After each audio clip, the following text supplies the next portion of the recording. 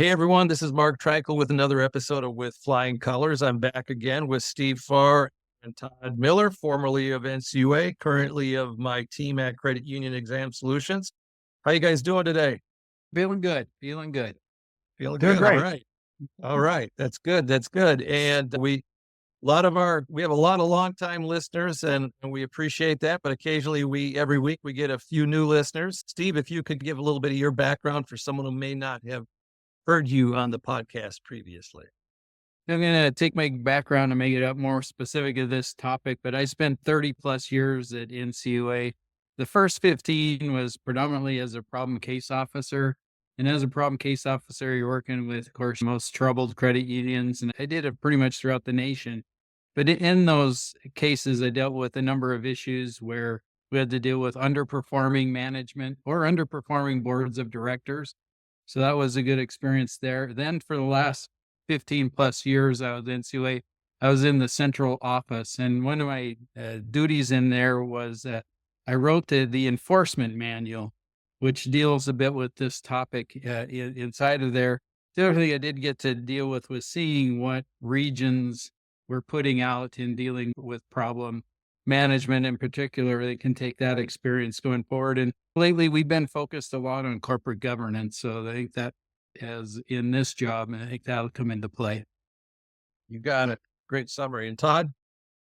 I was with NCUA for 34 years or so. I'll break my career down into three parts. The first third of it, roughly, I spent as an examiner and a problem case officer. Interesting, Steve and I, we actually started under the same supervisor and got a lot of shared experiences early on in our career. We were problem case officers together for a few years as well. The middle third of my career, I was a regional capital market specialist.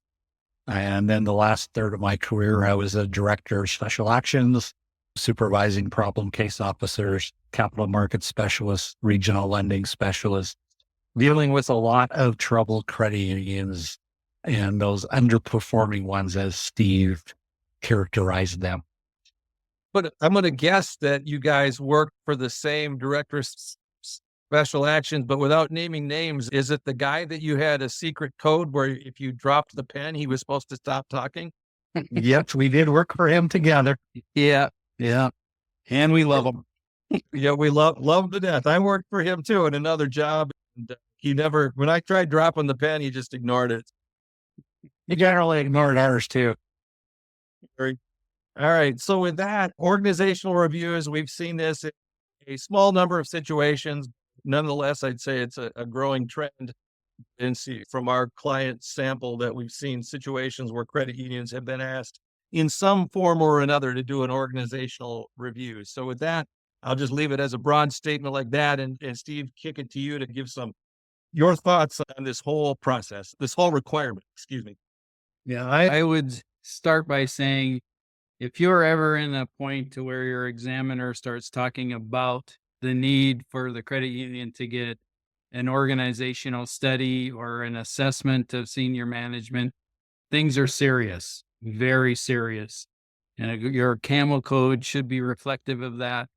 And it shouldn't come as a surprise to your credit union because either your professional management's underperforming or your board of directors underperforming and possibly not holding senior management accountable. So NCUA and other regulators look for what's a tool that we can use to get a independent review as to how the credit union is managing its own business. I think it's a big step for NCUA. It's why we don't see it a lot. We have had just a handful of cases, but it is very disturbing, of course, the place to it. And the other thing is it's expensive. I come through usually one of it put in and starts as a DOR and it usually says engage for an organizational structure and management assessment. And normally they'll point out that the reason for that is underperformance of the board, or sometimes it's just lack of doing appraisals of senior management. But I've noticed that some of the things it says ensure the assessment addresses at a minimum the following: organizational structure and staffing to ensure sufficient oversight and appropriate separation of duties, senior management qualifications and performance evaluations, effectiveness of job descriptions to ensure they clearly outline duties and responsibilities of senior management, staff training and development, management's reporting to the board of directors to ensure sufficient information is provided for sound governance. The other one that I have access to said to hire, obtain an organizational structure assessment. And it says engage a qualified independent third party to perform a written assessment of the credit union's organizational structure, including assessment of senior management to identify potential weaknesses and to improve management's oversight or effectiveness, as well as the board's governance. And it really just says the same thing as I said before: job descriptions, staff training, management reporting. And what they'll often say is obtain approval of the third party from your assigned NCUA supervisor and examiner prior to entering into an engagement. That's what the NCUA ones have been saying, and they've been really consistent. I have, throughout my career, looked at what FDIC is doing in this same area, and I do much prefer the way they write what they're asking their institutions to do when they are requiring management analysis. And it'll say, develop written analysis and assessment of the bank's management needs for the purpose of providing qualified management to the bank. And theirs is a little more, I like some items inside of what they require. The management study shall include a minimum identification of both the type and number of officers' positions needed, identification and establishment of such bank committees that are needed, evaluation of all bank officers to determine these individuals possess the ability, experience, and qualifications required to perform their duties, evaluation of all bank officers' compensation, including salaries, fees, and other benefits, and the plan to recruit and hire any additional replacement personnel with requisite ability, experience, and other qualifications. The other thing that FDIC does a lot is they address this in that the engagement letter needs to address these items. So it's right up front to make sure that what they're asking the institutions to do is clear within the agreement with the third party. And this one usually has the description of work to be performed under the contract, the responsibilities of the consultant, identifications of the specific procedures to be used when carrying out the work performed, qualifications of the consultant, provision for unrestricted access by the supervisory authorities to the consultant work papers. I think that one is a real important one there, and that the regulator can look at what they've done. The statement that the consultant is not affiliated with in any manner with the bank, and a requirement that consultant's analysis and assessment be summarized in a written report within 90 days from the date of the engagement letter. The thing I really like about the FDIC's things is they address what do you do with that report.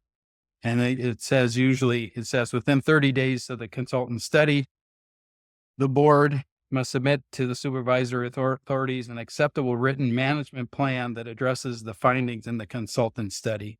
And I think that is an item that is often missed and that just requires that it's done and then doesn't have that follow-up requirement for what needs to take place in there. I'm looking through the third FDIC letter that I have here, see if there's anything different. No, they're pretty consistent there. The big thing on that is now it comes down to who are those third parties? And they're not easy to find. I'll open it up for you guys as to what we're finding out there in terms of if you're asked to do this, what is the availability of good third parties? So I'll throw that one out there for our discussion. Very good. A lot you walked through there. Todd, any thoughts on what Steve said there at the end relative to good third parties, or anything beyond that you want to highlight that relative to what Steve said? Just want to re-emphasize a couple things that Steve said before we answer his question about who are these third parties. And the first one, Steve said, hey, these are serious problems. Usually they're systemic. And by the time NCUA issues a DOR of this nature, they reached the conclusion that management is unwilling or unable to address the underlying problems. They don't do this lightly. They do it on a rare occasion. Just another little side piece to this. It's also not uncommon where you'll see this targeted at one department within the credit union. Basically, exact same language addressed to the commercial lending department, or the same exact language addressed to an accounting department. That probably happens, especially with the commercial lending, more often than the overall organizational one. For credit unions that get one of these, or boards that get one of these, it's really important to read that fine print. You don't want to go out, hire someone and get them started when your LUA or document of resolution says NCUA approval as a vendor, and you start down the path of paying that money without getting NCUA approval. So you have to be careful with that. You're a credit union that receives one of those. And the second piece of it is oftentimes, not always, but NCUA will say, we want to approve the scope engagement letter with that vendor. Make sure you do that before they start work. But like Steve said, it's a pretty critical issue when a credit union starts getting one of these, because you're at the point where NCUA probably correctly believes the current management team is unwilling, unable to address the problem without changes of some sort. And it doesn't always mean that it's the CEO. Maybe you just need the right people in the right departments. And it's not always, hey, get rid of everyone. It's get the right people in the right departments. The words unwilling and unable, that's unwilling and unable. That's where the code words for at least a management code 3, right? Because the Camel code 3 definition for management is unwilling or unable to resolve the problems. I think I've seen a handful, maybe four of such requests since I started consulting, where I'm aware of two different parties that dealt with it. One of whom, if I was to recommend, I'd be comfortable recommending, and another one, which was an East Coast state chartered credit union. The report they got was draconian, might be a better way to put it. And in that situation, the document resolution, which was being driven more by the state than NCUA, had a clause in there that said, and you will adopt every recommendation of the report, which to me was overzealous, unwarranted, because just because a consultant recommends it doesn't mean a credit union should have to do it. The board should have the ability to ultimately decide that. And I think the language, Steve, that you cited there from the FDIC reports that essentially said, and develop a plan within X number of days to deal with what the findings of the report are. That gives more flexibility to the board to do what needs to be done. And as Todd, as you pointed out there, it doesn't necessarily mean the CEO. It doesn't mean necessarily that you need to let people go, but you might need to add people to your team in a particular department, et cetera, when the results of these reports come out and the board decides, how to best deal with that. And what we might want to do too is maybe I can put a link or two in the show notes to some of those examples that are out there from FDIC, because those are public. What happens in the NCUA, Stephen, the reason you have access to those is those are in the form of a public cease and desist order, where they've made it public that the bank needs to do that. I don't recall.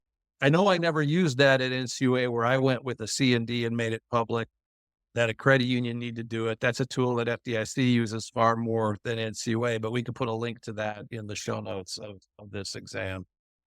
Yeah, one other item that has come up with these items was that one examiner asked and really was insistent upon that the consultant would send them directly the final report.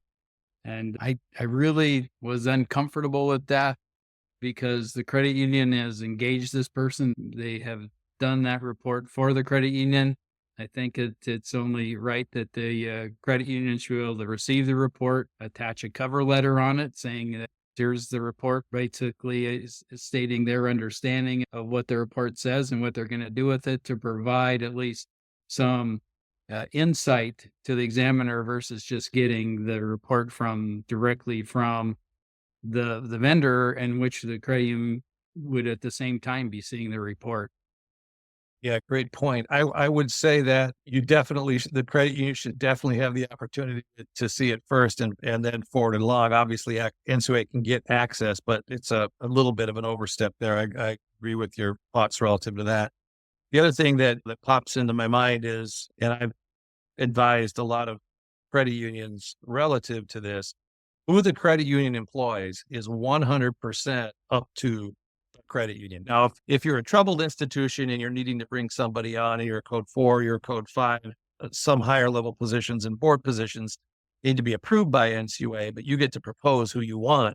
But as far as staff that are on site, NCUA cannot say you need to fire person X, person Y, or person Z.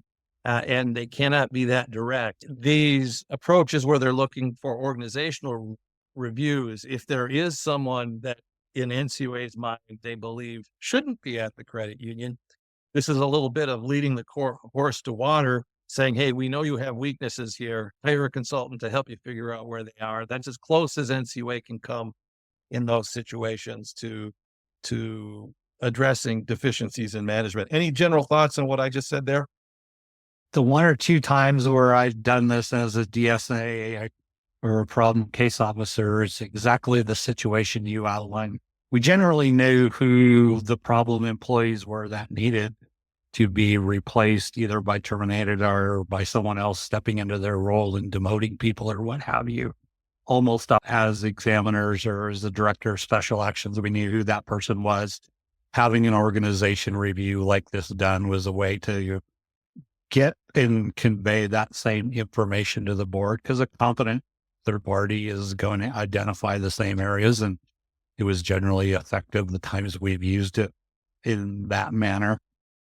Great point. All right, what else here, guys, do we want to talk about on this topic? It's a serious situation. Make sure that you get a scope that is acceptable to you and NCUA. Steve, when you talked about when you were reading through how the FDIC does it, it sounded a lot to me like one thing that popped in my head is if you ask the wrong question, you're going to get the wrong answer. And then it almost sounded like the way they were doing it was like an agreed upon procedures from a CPA firm. What are the procedures that you're going to get done that will comply with what you need done and what NCUA is wanting you to get done? Those are some wrapping thoughts I have. But you guys have any general other thoughts before we put this one out there live for the listening audience?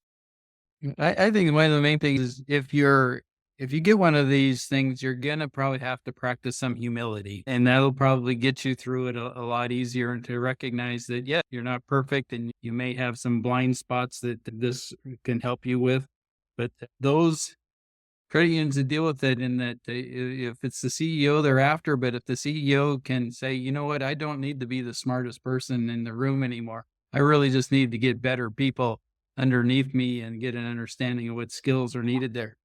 That can be, as Todd says, sometimes as simple as the fixes to what NC's looking for, because we all were in institutions that had CEOs that we weren't overly impressed with, but one about them was they were willing to hire good people and let them do what they needed to do. And they took more of a role that actually ended up being more, of a figurehead and take care of all those other items of the credit union, but let the smarter people they brought in actually do the operations and fix the things that are there. So it isn't the end of the world, but it is a great tool for board of directors and those to do. But one of the common things you'll see on these was for assessments being done by the board of directors is you need to make sure that you as a board are doing good assessments of your professional management, and that you're making it clear when those will be done and what you're looking for and what you're expecting from those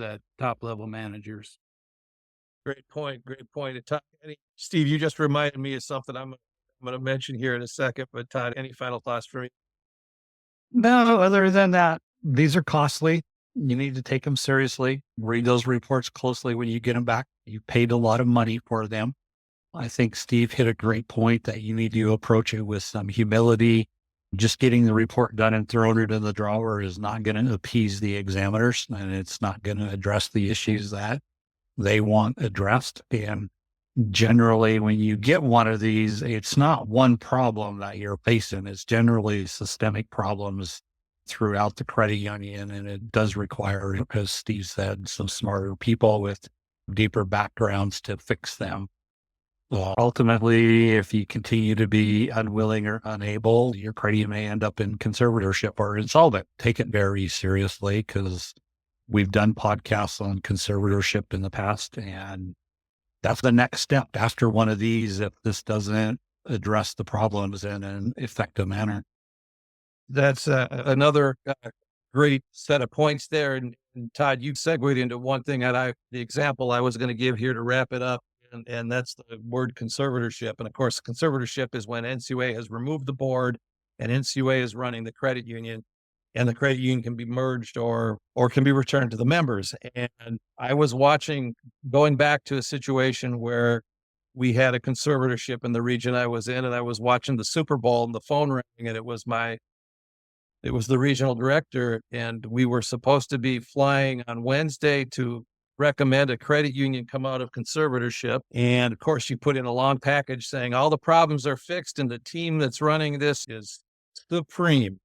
And so that's the documentation we had sent in. And the regional director called me and said, the CEO is upset because he didn't like the performance appraisal he got from the problem case officer.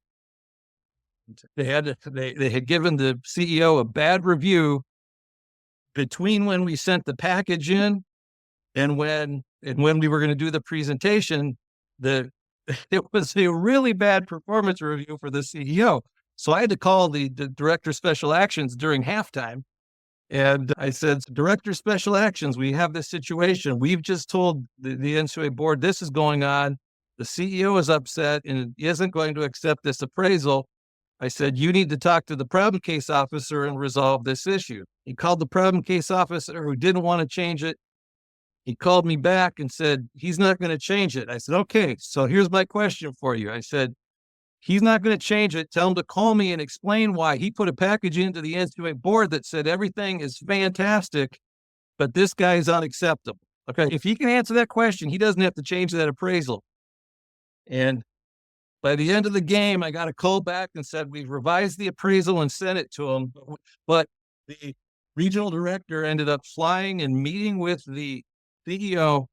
I believe it was in the Philadelphia airport. They rented he rented a hotel office meeting room at the hotel, got him to agree to stay so that then he could go make the presentation and say that everything was fine. Those appraisals, sometimes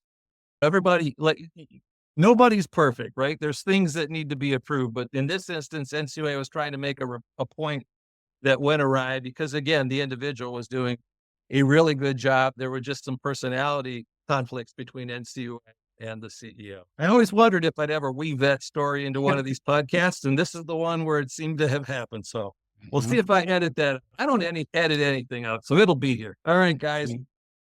As always. That was a good story. If I was a DSA, I'd have been really upset if my PCO did something like that. Yeah. And the poor guy, if I told you the name, you'd know who it was. And he was in an acting role. He was a PCO, basically having to work for his boss who was somewhere else. So he was actually having to call his peer and tell him. And he did a really good job once I explained what the real options were. Okay, guys, thanks so much. I appreciate it as always. It's nice that we can share some of these war stories. I appreciate your time today, guys. Listeners, I want to thank you. I appreciate your time. I hope you'll give us more time down the road. We appreciate you listening. And this is Mark Treichel signing off with Flying Colors.